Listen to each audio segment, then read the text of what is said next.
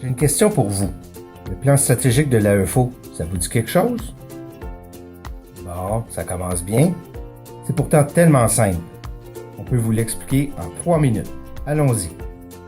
Le plan stratégique, c'est les objectifs de l'AEFO et les actions et les moyens pour atteindre ces objectifs. Visuellement, ça ressemble à ça.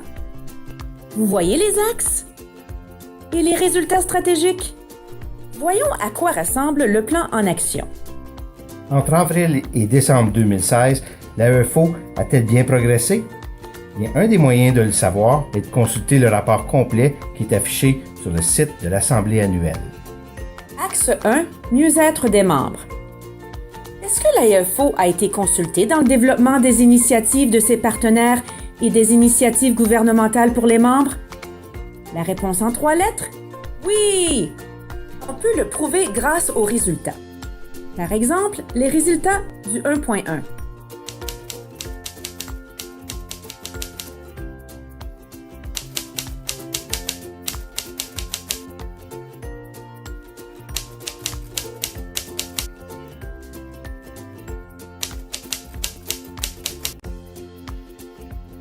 On revient à nos moutons. Ou plutôt, revenons à nos résultats. Voici le 1.2. Quelques exemples. Rédaction et promotion du guide d'appui à faire croître le succès. Et sondages sur le guide, plus 3 sondages sur les initiatives ministérielles. Et le 1.3. C'est-à-dire, les membres sont soutenus et appuyés pour s'assumer dans leur espace professionnel.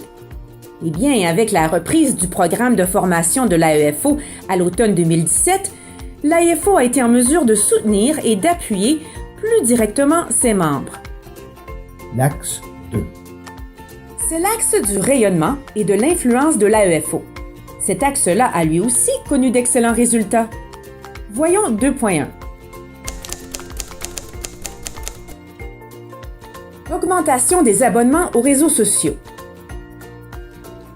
Aux publications de l'AEFO. Et environ 4000 visiteurs par mois pour le site Web. Allons-y pour les résultats du 2.2. Les présidences et délégués sont mieux outillés pour guider et informer les membres. Ici, les résultats sont prometteurs. 72% des délégués et 91% des présidences d'unités sont satisfaits ou très satisfaits des outils mis à leur disposition, tandis que 59% des délégués ont participé à la formation cette année. Allons-y maintenant avec les résultats du 2.3. Il s'agit d'occasions d'échange entre l'AEFO et ses membres.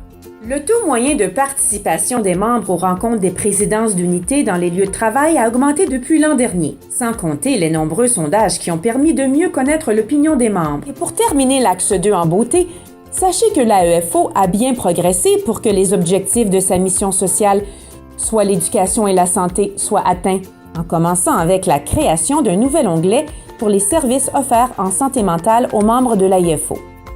Et pour ce qui est de la présence remarquée de l'AEFO dans la communauté francophone et syndicale, là aussi, ça progresse bien, avec la reprise du plan de commandite et de publicité, soit 111 publicités radio et journaux pour la Journée mondiale des enseignantes et des enseignants et le Jour des Franco-ontariennes et des Franco-ontariens. L'axe 3, c'est l'axe de la performance organisationnelle. Les résultats, 3.1. C'est la mise à jour de la gouvernance de l'AEFO pour renforcer ses processus décisionnels. Et ceci, le 3.2. Les instances de l'AEFO se sont appropriées leur rôle et responsabilités. Avec une formation pour les membres du CA. Et les actifs financiers de l'AEFO sont optimisés au 3.3. En 2 mots.